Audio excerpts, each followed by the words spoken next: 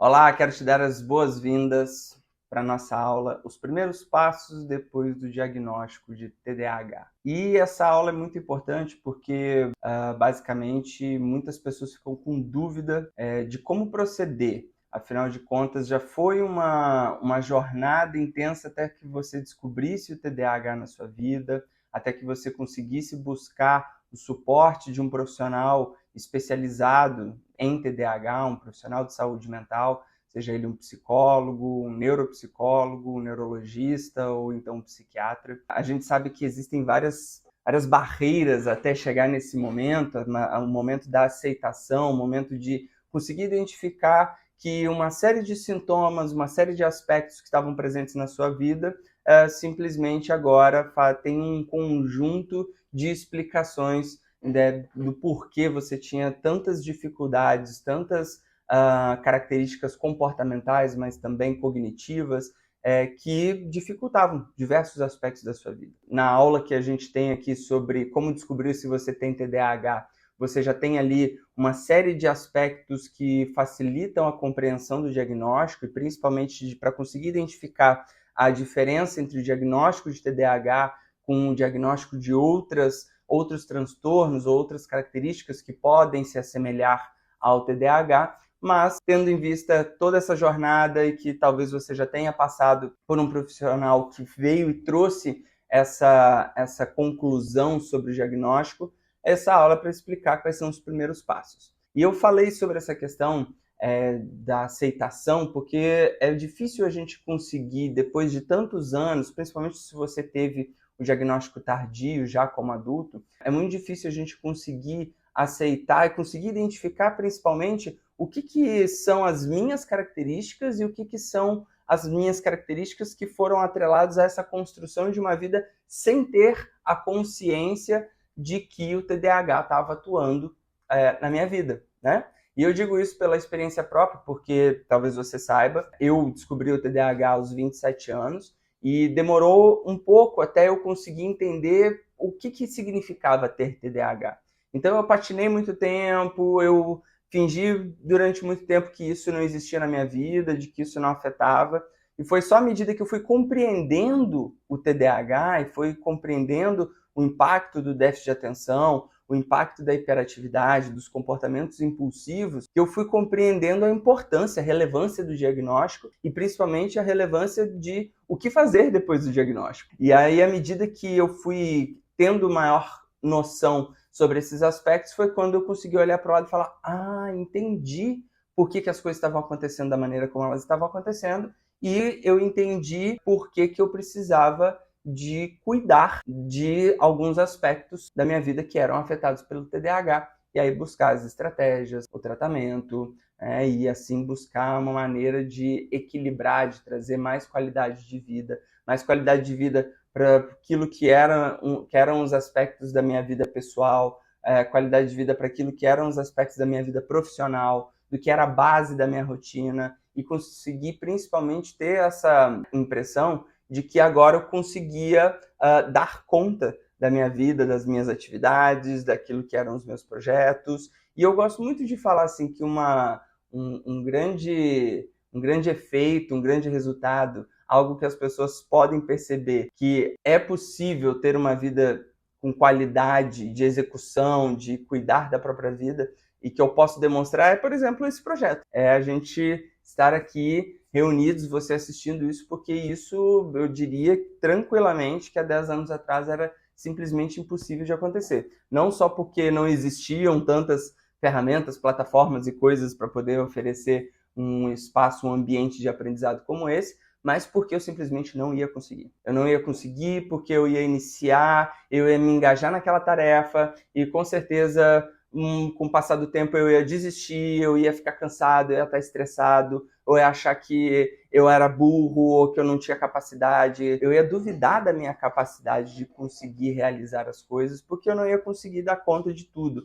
de mediar, criar conteúdo, criar aulas aqui para o nosso espaço, para o nosso ambiente, para a nossa comunidade, dar conta ainda dos meus pacientes, dar conta da minha casa, das minhas demandas pessoais. Isso tudo ia virar uma grande embolação, e aí eu gosto de falar que eu sou o resultado daquilo que eu mesmo ensino e trago, não só para a minha vida, mas para a vida dos meus pacientes, para a vida dos meus alunos, para a sua vida que está aqui acompanhando. E com certeza essa jornada do que eu vou falar hoje vai fazer muito sentido para você.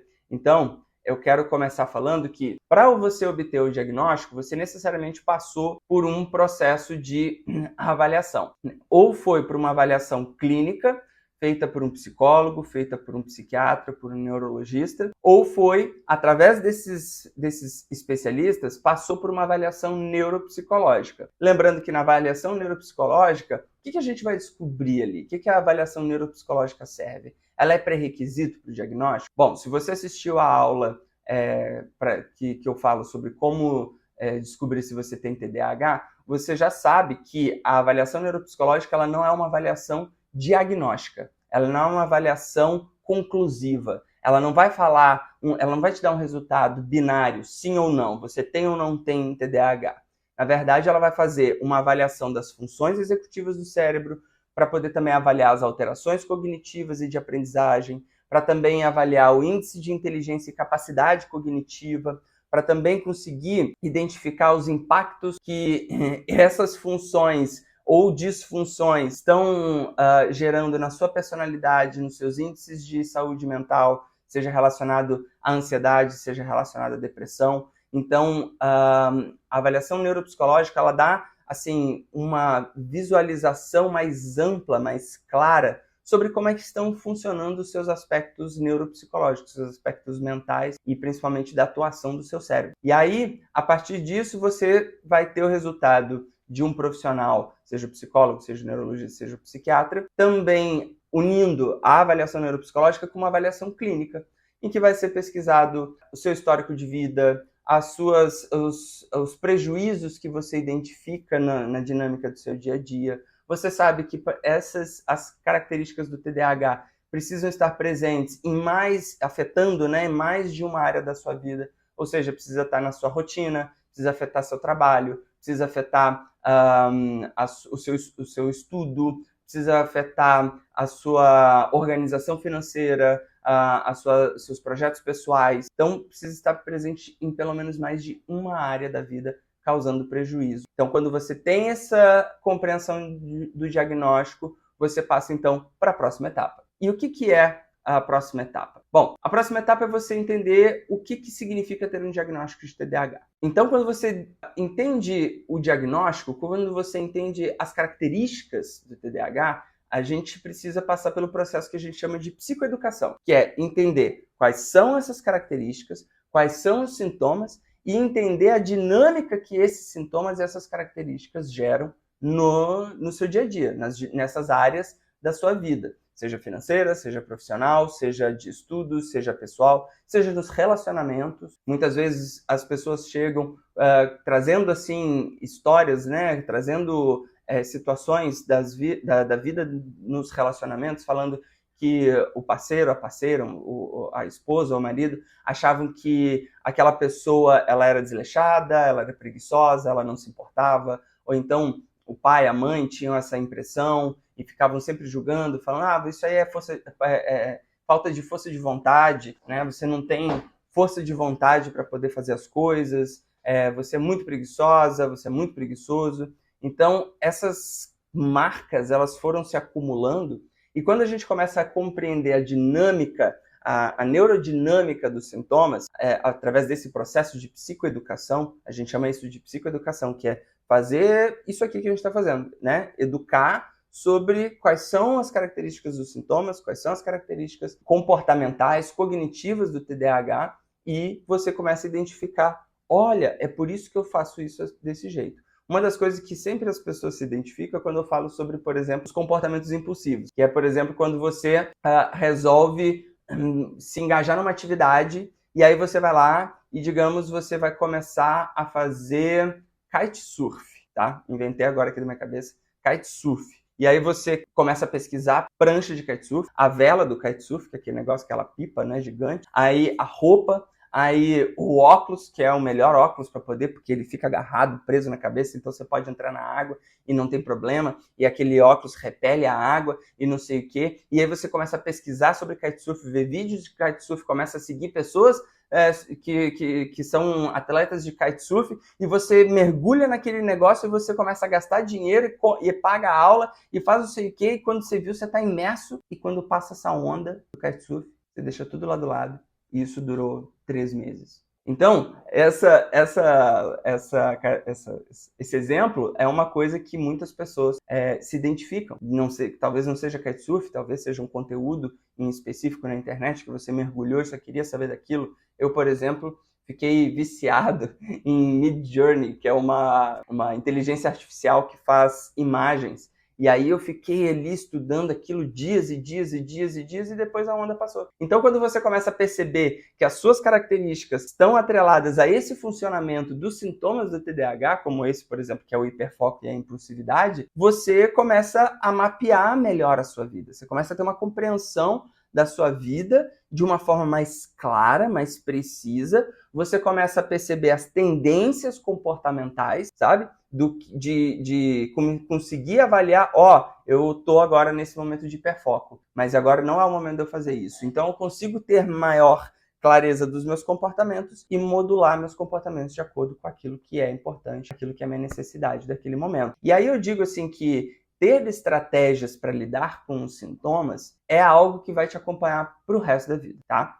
E aí eu te digo isso porque muitas vezes as pessoas perguntam, por exemplo, eu preciso tomar medicamento para o resto da vida? Daqui a pouco eu vou falar sobre medicamento, mas eu gosto de falar sobre a questão do medicamento como aquilo que vai contribuir para minimizar os prejuízos que você tem. Por mais que hoje a gente tenha diversos estudos mostrando quão seguro é a utilização do medicamento e quão necessária é a utilização do medicamento, existem pessoas que conseguem, depois de um determinado tempo, fazer uma retirada do medicamento, porque já estabeleceu um conjunto de estratégias, de métodos de proteção da rotina dela, de organização dos comportamentos, de proteção desses comportamentos que já são previsíveis, que aí elas, agora eu vou dar um tempo aqui no remédio, vou fazer uma experiência. Isso, obviamente, sempre com acompanhamento médico, porque a gente está falando de medicamentos que são controlados e que precisam ter esse apoio médico para poder fazer uma boa administração. Mas não só o medicamento, mas as estratégias e as ferramentas de organização, de planejamento, de sistema de regras e princípios para poder proteger você dos comportamentos impulsivos, de, por exemplo, fazer compras impulsivas, ou então de conseguir evitar procrastinação. Ter essas ferramentas na sua vida é como se você precisasse usar óculos. E talvez, eu não sei, talvez você use óculos. Mas se você não usa óculos, a pessoa que tem uma necessidade de correção da visão, né? Porque ela tem algum problema, porque ela não consegue enxergar de perto ou de longe, ela tem miopia, ela tem hipermetropia, ela vai precisar usar um elemento externo, que nesse caso é o óculos, para que ela consiga ver a vida com clareza, para que ela consiga ler, para que ela consiga dirigir, para que ela consiga identificar as pessoas. Então, para o resto da vida, a pessoa vai precisar de óculos. Talvez ela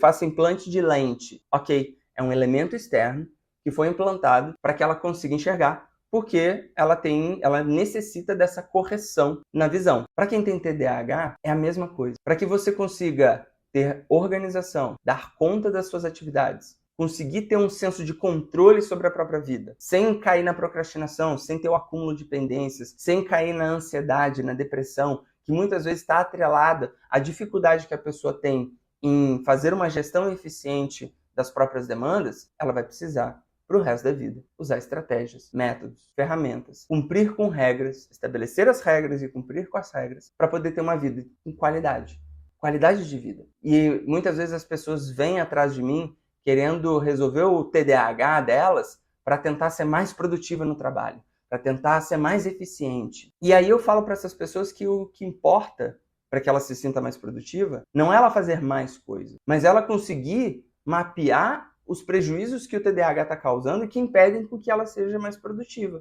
que ela seja mais eficiente na vida dela. Então não é fazer mais coisa, dar conta de fazer mais coisa, mas é eliminar as distrações, é eliminar a tendência à procrastinação, né, ao baixo potencial de ação, aquela coisa da paralisia, da enrolação, ou então do desviar o foco de uma coisa que precisa ser feita para fazer outra completamente aleatória. Então, são estratégias, são métodos, são ferramentas que vão te acompanhar para que você garanta essa qualidade de vida, essa qualidade de execução, de desempenho.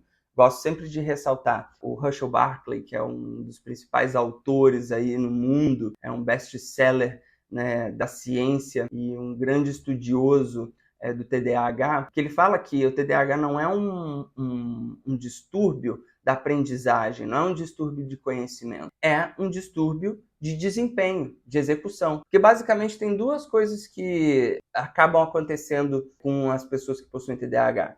Dificuldade de planejamento e dificuldade de execução. Claro, tem outros elementos, como a própria desatenção, né? A instabilidade atencional, que está caracterizada ali, tem o nome de déficit de atenção, mas a gente pode chamar de instabilidade atencional, porque afinal de contas, olha aqui para mim, olha aqui, você tem atenção aqui em mim, mas daqui a 3, 4, 5 minutos talvez a sua atenção dê uma desviada, ela vai conectar com algum outro elemento que é estimulante, por causa de regiões do cérebro que são moduladoras da atenção e que no cérebro de pessoas que possuem TDAH existem aí os estudos comprovando que essa função relacionada à atenção é disfuncional. E aí a gente precisa ter estratégia, ter método, muitas vezes a administração, né, ou acompanhamento médico para poder fazer uma terapia medicamentosa com os psicoestimulantes, seja esses que são mais famosos, conhecidos, né, como a Ritalina, e o Venvance. Então são estimulantes diferentes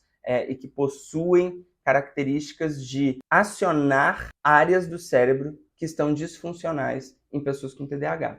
Lembrando que o TDAH é um transtorno do neurodesenvolvimento, então é um atraso, um atraso no desenvolvimento do cérebro que depois, com a maturação cerebral, né, com a maturação da formação cerebral, a gente não tem um atraso cognitivo, a gente não tem um atraso relacionado à aprendizagem, mas gerou uma série de déficits funcionais nos mecanismos relacionados à atenção, à memória, à capacidade de tomar de decisão, ao controle inibitório, à memória operacional, ao sistema de recompensa. Então, é por isso que quando a gente toma um medicamento, a gente faz esse acompanhamento medicamentoso, tratamento medicamentoso, essas áreas do cérebro que estão deficitárias vão ter uma maior regulação e elas vão se tornar mais funcionais, certo? Então, até para poder fazer essa distinção do que é um neurodivergente e um neurotípico, né? Então, o neurodivergente, o TDAH, possui essa característica de ser um transtorno neurodivergente,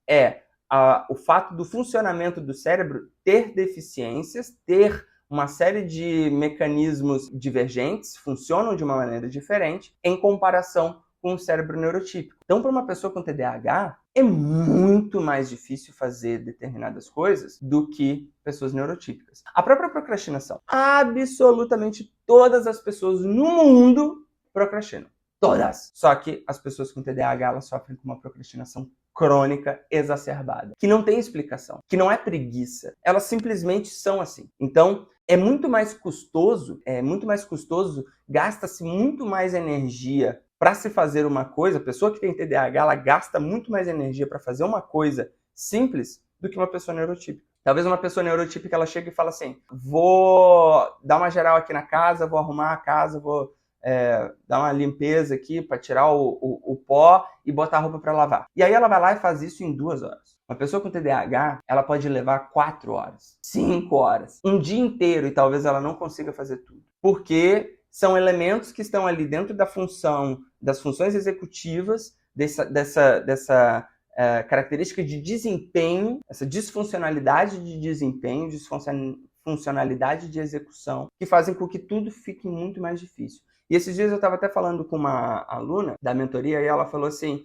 porque as pessoas no meu trabalho, elas fazem tudo no trabalho delas em 6, 8 horas. E eu levo 10, 11. E as pessoas olham para mim como se eu fosse retardada, como se eu tivesse dificuldade, como se eu não conseguisse resolver os problemas. Eu consigo, só que para mim demora muito mais tempo. Claro, porque ela precisa de muito mais esforço para se manter concentrada, para se manter com direção, com concentração, com foco no que ela precisa fazer do que qualquer outra pessoa. Então, por isso que a gente precisa ter esse entendimento dos primeiros passos para você entender que você não é igual a todo mundo. Sabe aquilo que sua mãe falava? Você não é igual a todo mundo. Exatamente. Nós não somos iguais às pessoas neurotípicas. Nós correspondemos de 5 a 7% da população, uma variação que dentro do que as pesquisas em transtornos mentais, em transtornos psiquiátricos, considerada elevada. Então, 5 a 7% das pessoas que apresentam essa característica de TDAH é uma proporção grande dentro da população. E que isso exige que a gente tenha um entendimento para a gente não ficar se comparando, porque o maior problema das pessoas com TDAH é que elas vivem se comparando com outras pessoas que não possuem TDAH, que não possuem as dificuldades de manter a atenção, a concentração, que não possuem dificuldade com procrastinação crônica exacerbada. As outras pessoas procrastinam. A gente tem procrastinação crônica exacerbada. A gente tem comportamentos impulsivos. A gente sofre de comportamentos impulsivos em que a gente não tem o controle dele. E aí a gente precisa criar um sistema de regras, um sistema de estratégias e dinâmicas na nossa vida para garantir que a gente faça as coisas na maneira que a gente precisa fazer. E principalmente compreendendo o ritmo. Nosso ritmo é diferente. Não é que a gente é mais lento, é porque a dinâmica de como a gente executa as coisas é completamente diferente. A gente tem dificuldade de entender processos, etapas, uma depois da outra. A gente vê o resultado final e a gente já quer chegar lá, e isso é uma característica muito grande de pessoas com TDAH, de olhar para uma coisa e falar assim, nossa, eu vou fazer curso para virar piloto de avião. E aí a pessoa ela se engaja naquela ideia de virar piloto de avião e ela tem certeza que ela vai virar piloto de avião. Ela não consegue compreender as inúmeras etapas que vão fazer com que ela chegue lá. E que aquilo que ela estava imaginando que talvez ia levar 1 ano, ela vai levar 4 anos para virar piloto de avião. Não é à toa, inclusive, que grande parte das pessoas com TDAH desistiram de fazer curso superior. Não conseguiram terminar a faculdade. Tem um dado, não vou chutar esse dado, tá? Tem pesquisas que mostram, eu não vou chutar o dado, mas é um número relativamente alto de pessoas com TDAH que não conseguiram concluir o ensino superior. Porque é longo, são processos, precisa consistência, precisa dedicação, dinâmica, concentração. Você vai para a faculdade, são 4 horas de aula e 4 horas você já está cansado. A minha primeira faculdade, por exemplo, que eu fiz de marketing, eu desisti no último período. No último período eu larguei a faculdade. Eu já tinha reprovado por falta, foi uma dinâmica terrível de conseguir me manter até o 7º período. Eram 8 semestres. No 7º, eu terminei o 7º e eu larguei a faculdade, faltava 1. Mas em compensação, depois eu fui para fazer psicologia e eu mergulhei. E aí ativou outra coisa, que é aquela característica do hiperfoco, né? A gente pode falar dela em outro momento, não é aqui, mas basicamente é isso que a gente precisa entender, que a gente não é todo mundo, que nós temos características diferentes, que a gente não pode se comparar. O processo para a gente talvez acabe sendo mais lento para poder respeitar o nosso ritmo. Não porque a gente é mais lento, mas para poder respeitar a qualidade de vida que a gente precisa para poder dar conta de executar tudo que a gente precisa executar, tá? Inclusive, vou trazer um dado interessante, depois eu acho que vai ter uma aula aqui só sobre isso. Por exemplo, que mulheres acabam descobrindo o diagnóstico depois de se tornarem mães, porque o volume de trabalho ali, de dedicação do dia a dia, de tarefas, atividades, responsabilidades do dia a dia, multiplica em inúmeras vezes, porque agora tem uma criança também para dar conta. Ela precisava dar conta da própria vida, agora ela precisa dar conta da própria vida e de uma criança. E eu não estou nem trazendo aqui o fato de ter alguém que contribua, né, que tem ali o parceiro ou a parceira que contribua no cuidado do filho, ou então rede de apoio. Naturalmente, o volume de preocupações e responsabilidades se multiplica, independente de ter pessoas ou não. Agora imagina quando não se tem. Quando você é uma mãe solteira, uma mãe solo, e que além de dar conta dela, do trabalho, da vida, da casa, da criança, de tudo, então ali muitas mulheres acabam descobrindo o TDAH depois de ter filho, justamente por causa desses sinais. Inclusive, mais outro dado interessante, eu como um bom TDAH estou trazendo assuntos aleatórios aqui para dentro dessa aula, mas é porque eu acho que contribui para essa visão. Um alto índice de meninas com TDAH, de adolescentes com TDAH, que têm gravidez, né? Meninas que têm gravidez na adolescência, porque TDAH está ali atrelado àquela coisa da impulsividade, da falta de cuidado, de se deixar levar pelo impulso e acaba não tendo a proteção necessária, adequada para poder prevenir a gravidez indesejada, a gravidez de risco na adolescência. Então, olha como são fatores que exigem cuidado e que muitas vezes esses fatores não estão muito claros, né? Então, por isso que eu falo que é preciso entender sobre os sintomas, as características do TDAH e, óbvio, buscar esses primeiros passos para o cuidado, para o tratamento, tá? E aí, quais são os primeiros passos após o diagnóstico? Bom, os primeiros passos é você verificar as condições ambientais e relacionais onde os sintomas causam mais prejuízo. Por exemplo, no trabalho ou então no estudo. Então, o que é verificar essas condições ambientais? É você conseguir identificar se você tem uma dinâmica de trabalho que favorece o que exacerba as suas características relacionadas ao TDAH. Então, se você tem um trabalho caótico, seu TDAH vai ficar pior. Se você tem um trabalho que tem uma dinâmica organizada, seu TDAH vai conseguir, à medida que você vai fazendo o tratamento, para você é caótico com causa ou sem causa. Mas, se você é uma pessoa com TDAH que já tem a tendência a ser caótica, trabalha num ambiente caótico, aí vai ser complicado. Aí você vai exigir um esforço em dobro, porque você vai precisar manter um sistema de organização própria, e é isso que eu estou falando sobre verificar as condições ambientais. Não significa só o ambiente, digamos, de trabalho, mas também o microambiente, que é o seu espectro de vida, então a sua própria organização, porque se você não tiver a sua própria organização, quando vier coisa desorganizada, vai causar ainda mais caos. Então, pelo menos se você tem a sua área, o seu espectro de vida organizado, a desorganização externa provoca menos danos. Isso também deve ser visto e analisado dentro do ambiente de estudo, caso você esteja fazendo faculdade ou então está fazendo uma especialização, um mestrado, um doutorado, que obviamente exige um nível de concentração muito grande, exige cumprir prazos, exige perceber, né, as etapas de cada momento que você está ali se dedicando, seja para a parte de pesquisa, produção de artigo, enfim. Tudo isso precisa ser verificado e verificado aonde que os sintomas estão causando prejuízo para a gente poder criar um sistema de proteção.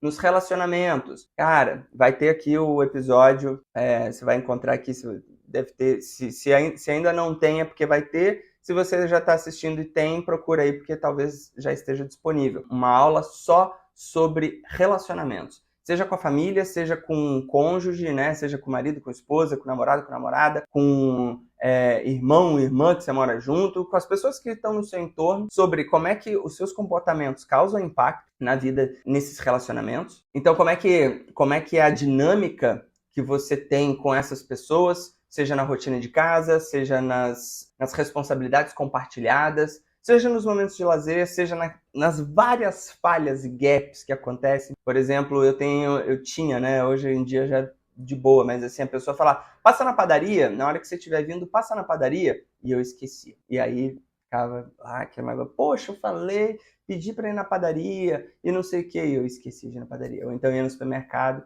tem que comprar isso, isso e isso. Daí eu ia sem a lista, esquecia metade das coisas, mas não sei o que, ou então esquece a conta, e aí outra pessoa vai lá e reclama e etc. Com razão, mas a grande questão é, a gente também precisa ter um senso de preservação de como nossas características impactam nos relacionamentos para poder fazer também a psicoeducação das pessoas que estão fazendo parte da sua vida, entende? Porque daí a pessoa já consegue ter uma maior compreensão, uma empatia, uma compaixão maior sobre as suas dificuldades, né? Isso também vale a pena destacar que é importante fazer esse tipo de abordagem, de psicoeducação com as pessoas do seu trabalho, que partilham do trabalho com você. Márcio, mas meu chefe não tá nem aí se eu tenho TDAH ou não. Tudo bem, talvez ele não se importe e talvez isso seja até um ponto de análise, né? Será que existe uma outra forma de eu me dedicar ao trabalho em que haja um maior respeito pelas minhas características, em que eu consiga mostrar qual o meu nível de desempenho, mas também mostrar que eu tenho necessidades específicas para poder mostrar o meu desempenho? Então, basicamente, ter esse fomento dos relacionamentos sejam profissionais, seja conjugal, seja na família, e criar, assim, um sistema de proteção para lidar com esses prejuízos, seja da sua atenção e da sua memória. Então, ter post-it, bloco de notas, notificação para não esquecer de compromissos. Eu já esqueci de dar uma palestra. Eu fui contratado para dar uma palestra. Eu esqueci que tinha uma palestra. Porque eu não tinha agenda. Basicamente por causa disso. Eu achava que eu lembrava de tudo, assim, que tudo ficava na minha cabeça, na minha memória, que eu tava tudo de boa. E eu esqueci. E aí as pessoas me ligaram falando, Márcio, você tá vindo? Eu, nossa, eu não lembrava que naquele dia eu tinha uma palestra para dar. Então, esse sistema de proteção para lidar com os prejuízos, principalmente memória e atenção, é você ter um bloco de notas. Eu já tenho um bloco de notas, por exemplo, que dá check assim na minha agenda do celular. E aí, toda vez que eu vou percebendo que já está toda a lista completa, aí toda vez que eu vou percebendo que está faltando alguma coisa em casa, eu tiro o check, porque quando eu for no supermercado, eu só compro aquilo que não está com check. E aí eu vou lá e vou dando check nas coisas que eu vou pegando no supermercado. Então, eu tenho post-it com lembretes para coisas que eu preciso resolver naquele dia. Eu tenho minha lista de tarefas que eu já tenho ali no dia a dia organizado. Né? No meu caso, principalmente para poder ter um senso de atenção e de concentração, já que eu faço atendimentos individuais, eu dou mentorias, então eu preciso estar com o foco bem direcionado. Eu faço acompanhamento médico para poder fazer o tratamento medicamentoso, porque os psicoestimulantes ajudam nessa capacidade de manter a concentração, de não ficar viajando ou pensando em coisas aleatórias enquanto alguém está falando comigo. Então, esse tipo de coisa, você começa a criar sistemas de proteção para lidar com os prejuízos. Organização e planejamento, agenda impecável, ter uma lista de tarefas, assim, de organização para tudo. Eu tenho minha lista de cuidados domésticos, eu tenho horário para resolver as coisas, eu tenho um padrão de qual momento que serve para poder marcar reunião. Marcar reunião comigo somente quarta-feira de manhã, ou então terça-feira à noite. Então são os momentos para a reunião. Então quando você tem esse planejamento, essa previsibilidade da sua agenda, da sua dinâmica de vida, tudo fica melhor, tudo fica mais organizado. Sistemas de proteção para lidar com dinheiro, ou seja, sei lá, compras acima de R$500, eu preciso avaliar por pelo menos 24 horas. Então, sei lá, eu preciso comprar um micro-ondas. Nem sei quanto é que tá um micro-ondas hoje. Tem muito tempo que eu tenho o mesmo micro-ondas, então não sei quanto é que tá um micro-ondas. Digamos que o micro-ondas custa R$600. Então eu vou lá na loja e eu dou uma volta, vou no shopping, dou uma volta nas lojas para ver preço de micro-ondas, os modelos, etc. E aí eu vou lá e resolvo que eu vou comprar um micro-ondas. Só que daí, o que eu faço? Eu volto para casa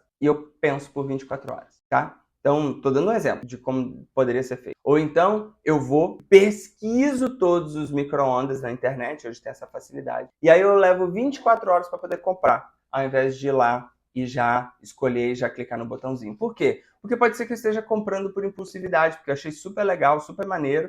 E aí, por exemplo, esse microfone, aqui ó, esse microfone, eu estava precisando, querendo um microfone para poder gravar as lives, e aí eu peguei e pesquisei todos os tipos de microfones, qual que seria o mais adequado, custo-benefício, etc e tal, etc e tal, e escolhi esse microfone. Aí eu esperei por 3 dias, pensando na ideia, para ver se eu ia comprar esse microfone ou não. Ou seja, é um sistema de proteção. Vou me inscrever numa pós-graduação. Vou pensar por uma semana antes de me inscrever numa pós-graduação. Porque você nem sabe se vai dar conta de fazer a pós-graduação. Você achou aquilo incrível, você está doido para fazer aquela pós-graduação hoje, mas daqui a uma semana, daqui a um mês, você já cansou e você viu que você não está dando conta de cumprir com a pós-graduação. Então, é muito importante começar a ter esse processo, tá? E aí, o tratamento ele vai se basear no seguinte: o acompanhamento médico para fazer uma avaliação sobre o uso do medicamento, tá? E aí, o que é bom destacar quando você for fazer esse acompanhamento médico? E eu digo isso porque muitas vezes as pessoas chegam lá e falam que tem TDAH para o médico. Às vezes o médico não é uma pessoa tão entendida de TDAH e elas não sabem o que elas precisavam falar. Então, por exemplo, é muito importante falar sobre a sua rotina. Por quê? Falar sobre a sua rotina de trabalho, que horas você começa, que horas você sai do trabalho, quanto tempo você leva de deslocamento, etc e tal, para o trabalho, vai fazer ele organizar a estratégia de duração do medicamento. Talvez você não saiba, mas a Ritalina ela tem uma duração de 4 horas. A Ritalina LA e o Concerta tem uma duração de 8 horas. O Venvance tem uma duração de 12 horas. Então, por exemplo, se você tem jornadas curtas de trabalho, talvez você não precise de uma de Venvance para 12 horas de efeito. Talvez um medicamento de 8 horas já seja o suficiente. Então, para você poder organizar essa dinâmica do tratamento medicamentoso, é ideal que você fale sobre a sua rotina de descanso, a hora que você dorme. A rotina de sono é fundamental. Então, falar a hora que você dorme, a hora que você acorda, a hora que você faz atividade física, pensando que, pelo amor de Deus, Pessoas com TDAH precisam fazer atividade física. É uma questão de regulação de neurotransmissores. Facilita o tratamento. Uma pessoa com TDAH que não pratica atividade física, é nítido a diferença dos resultados que tem. Uma pessoa que faz atividade física e uma pessoa que não faz atividade física. Então é nítido e é por isso que é aqui recomendado que você faça. Então você vai falar para o médico o horário que você faz atividade física, os horários da sua alimentação, o que você normalmente come, tá? Sempre buscando opções saudáveis para poder estar com o cérebro dando nutrição, gente, dando elementos que vão fazer com que o seu cérebro tenha um desempenho bom, produtivo para aquilo que você quer fazer para sua vida. Então, esse tipo de orientação é sempre bom. Você contar a dinâmica para o seu médico, contar os principais prejuízos, contar se você tem dificuldade de atraso, contar se você tem dificuldade de organizar, contar quais são os momentos que você mais procrastina, ter um diálogo com o médico. Ah, Márcio, mas é médico do plano, às vezes ele não quer conversar. Não importa. Conversa com ele. Fala, olha, eu tenho isso aqui também, tá? Ah, então, tem outra coisa. Já vai com a listinha. TDAH, se programe. Vá no médico com a listinha. Hoje eu vou na nutricionista já com tudo pronto assim para ela. Ó, esse aqui são os meus horários, esse aqui é o horário que eu tô fazendo isso, que eu tô fazendo aquilo. Esse aqui, por exemplo, é o horário que eu tô fazendo atendimento. É o momento que eu mais preciso de energia. À noite eu dou aula de mentoria, então preciso ter energia à noite também. E aí eu já chego com tudo lá que facilita o rolê dela. Facilita toda a dinâmica do que ela precisa fazer para mim. Então, é muito importante que você já chegue no médico com essas observações para poder facilitar justamente ele ter um direcionamento mais fácil para poder decidir se você vai tomar um medicamento de 4, de 8, de 12 horas, se você precisa tomar medicamento no final de semana ou não. Eu, no meu caso, eu não tomo no final de semana. Não preciso tomar no final de semana. Tem pessoas que precisam tomar no final de semana, ok? Porque talvez alguns dos prejuízos também estejam atrelados ao momento ali dela conseguir dar uma organização. Final de semana é o momento que ela organiza a casa e ela não consegue organizar. Então coloca o medicamento no final de semana também para ela conseguir dar conta. Mas no meu caso, que eu já tenho tudo mais ou menos organizado, protegido, sistemas, método, estratégia, eu não preciso de medicamento no final de semana. Então, essa dinâmica toda você vai conversar com o seu médico e ele vai saber orientar melhor. Se você precisa tomar no final de semana, se você não precisa. Inclusive, a gente vai ter aqui uma aula sobre farmacodinâmica dos psicoestimulantes, né? Eu vou trazer aqui uma aula básica. Eu não sou especialista em farmacologia, mas tenho um amplo estudo sobre a farmacologia, principalmente relacionada ao TDAH. Também tenho um conhecimento sobre farmacologia direcionada para tratamento de depressão, de ansiedade, e até porque muitas vezes isso pode vir atrelado ao TDAH. Tá? Quando eu falei na aula sobre como descobrir se você tem TDAH, eu falei sobre as comorbidades, falei sobre ansiedade e depressão.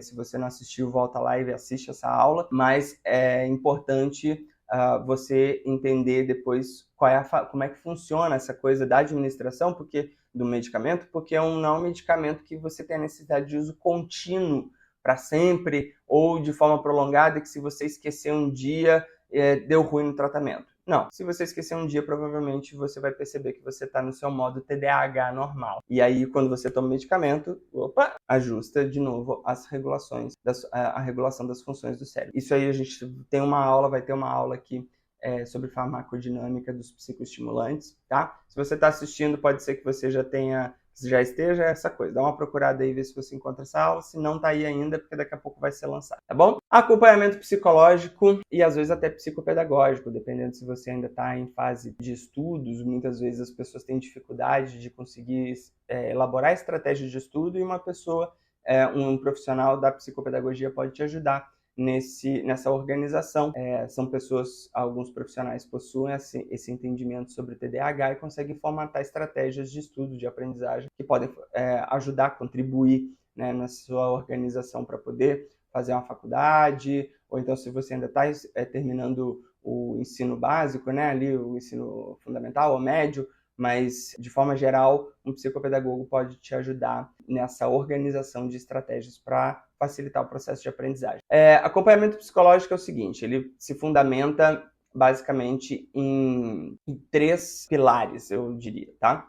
Então, esses 3 pilares é o treinamento comportamental, tá? Dentro do o que é um treinamento comportamental? É porque muitas vezes as pessoas acham que fazer acompanhamento com um psicólogo é você sentar e ficar falando dos seus problemas. E que ele vai falar ali, vai ficar ouvindo seus problemas e ele vai falar meia dúzia de coisas. Não. Quando a gente está falando de TDAH, a gente está falando sobre uma análise de tendências comportamentais e a geração e a modulação desses comportamentos. Então, a modulação no intuito de gerar comportamentos que protegem dessas tendências comportamentais automáticas, naturais, relacionadas ao TDAH. Então a gente precisa fazer um treinamento comportamental. Treinamento comportamental para que você consiga manter uma rotina, para que você consiga estabelecer os princípios e regras que vão te proteger dos comportamentos impulsivos, as ferramentas e estratégias de organização, a própria criação da rotina. A criação da rotina. Muitas vezes o que eu faço aqui simplesmente vamos pegar e vamos organizar, vamos criar uma rotina. Ah, mas eu não tenho rotina. Exatamente, esse é o problema. Então vamos criar. Mas eu não sei criar rotina. Eu sei que você não sabe criar rotina, então nós vamos criar uma rotina. Qual é o momento que você vai dedicar para ir no supermercado? Ah, sábado de manhã. Então, sábado de manhã é o momento do supermercado. Qual é o momento que você vai tirar para lavar roupa e passar roupa? Ah, vai ser quinta-feira à noite. Quinta-feira à noite é o momento que você vai lavar roupa e não sei o quê. Então, a gente estabelece essa rotina. Momento de estudar, momento de fazer o planejamento semanal. Então, toda essa parte de treinamento comportamental relacionado aos comportamentos, às execuções do seu dia a dia, são elaboradas as estratégias, são aplicadas as ferramentas e a gente faz esse treinamento comportamental. Em seguida, a gente faz os sistemas de facilitação das execuções. O que é isso? Fazer mudanças ambientais, mudanças na rotina. Por exemplo, se você precisa de um relógio, se você precisa de colocar notificações, para poder lembrar das coisas, se você precisa...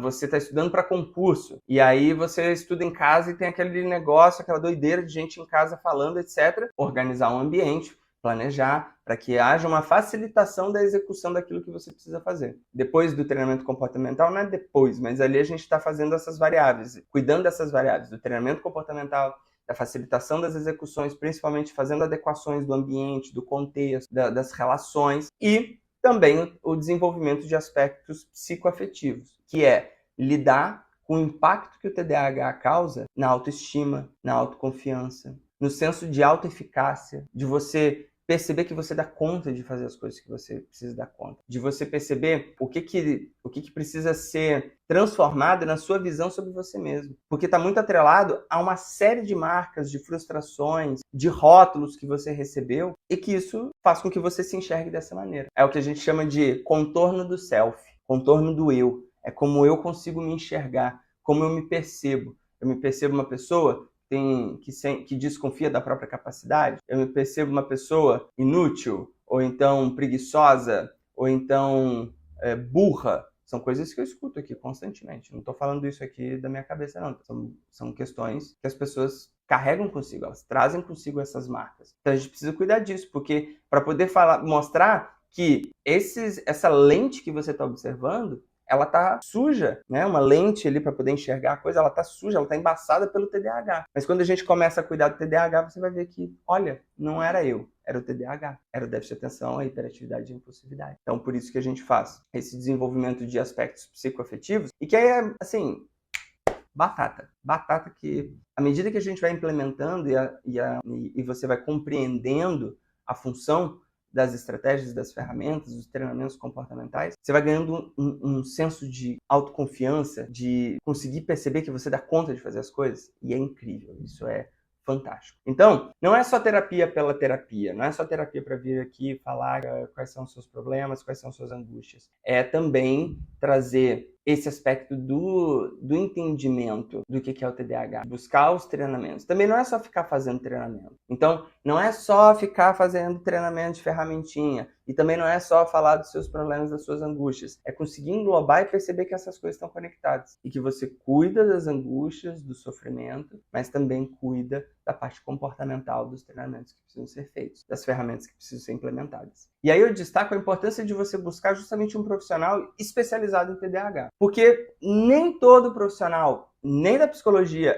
e nem da medicina, nem todo neurologista, nem todo psiquiatra entende de TDAH. Inclusive, existem profissionais que não conseguem compreender ainda um diagnóstico de TDAH, que não conseguem compreender quais são as necessidades de uma pessoa com TDAH, que não conseguem compreender o direcionamento que uma pessoa com TDAH precisa dar na vida dela. E aí, muitas vezes, você chega lá, um médico que não tem esse tipo de conhecimento especializado, esse tipo de experiência em acompanhar pessoas com TDAH, e aí você simplesmente chega lá e ele fala, não, mas isso aí não é nada não, TDAH é moda. Existe médico que fala isso, existe psicólogo que vai falar isso. Cara, tá no DSM-5, tá no Manual Mundial de Transtornos Psiquiátricos escrito o que é TDAH. E ainda assim, existem pessoas que não conseguem, né, profissionais que ainda não conseguem ter uma compreensão séria sobre esse transtorno. Então, só que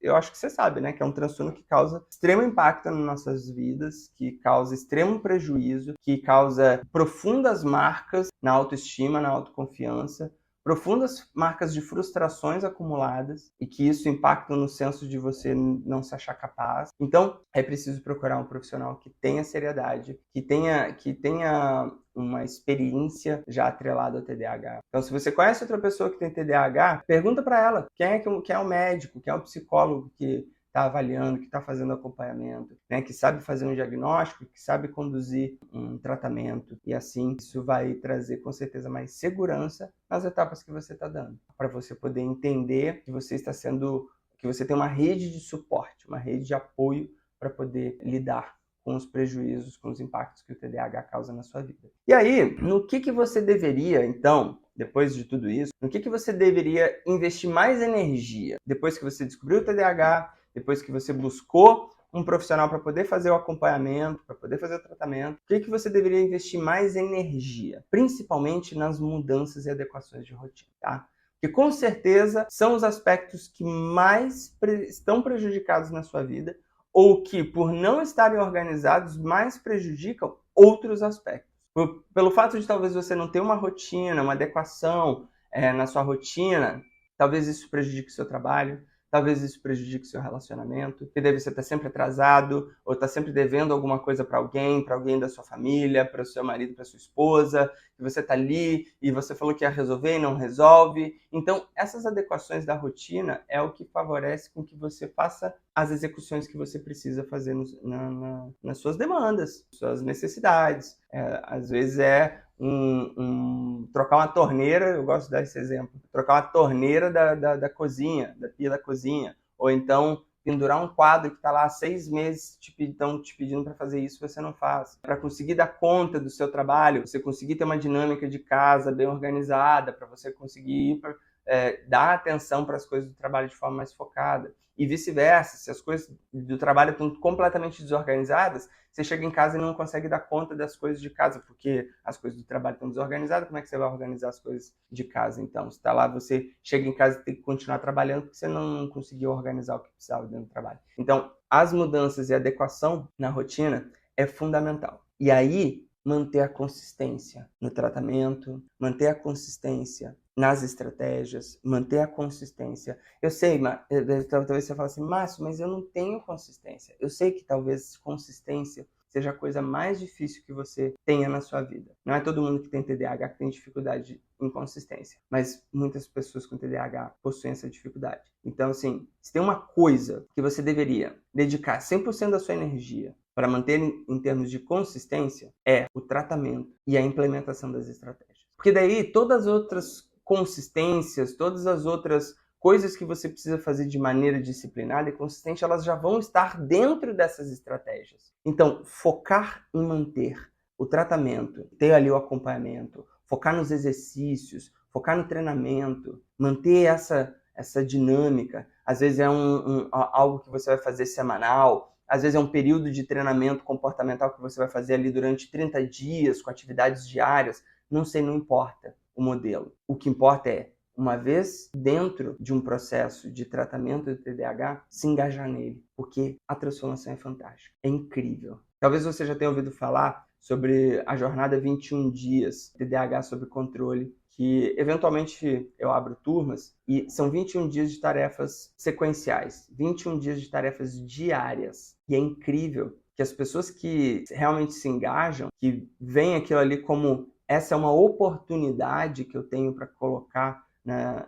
para tirar os impactos, os prejuízos que se acumularam na minha vida até agora. O ganho na autoestima, no senso de realização, é realmente incrível. Então, se tem uma coisa que é o que eu deveria fazer, qual é o passo principal que eu devo fazer depois do diagnóstico, é se engajar no tratamento, botar energia nisso, porque sua vida vai mudar. Sua vida tem potencial para mudar. E se engajar nas tarefas, nos exercícios, nas estratégias. Implementar com seriedade, porque a transformação de fato acontece. Então, essa aqui é a nossa aula sobre os primeiros passos depois do diagnóstico de TDAH. Eu vou deixar algumas informações aqui. Sempre gosto de trazer algumas referências, então vou deixar aqui na nossa área aqui alguns links para você poder ter materiais extras, poder entender mais sobre esse processo dos primeiros passos, né? E, obviamente, deixa seu comentário, participa aqui dessa aula, coloque seus comentários aqui embaixo, porque daí eu posso acompanhar e também ir fazendo essa troca de experiências aqui com vocês, de informações. É um prazer enorme poder contribuir com essa dinâmica da nossa comunidade. Então, te espero na próxima aula e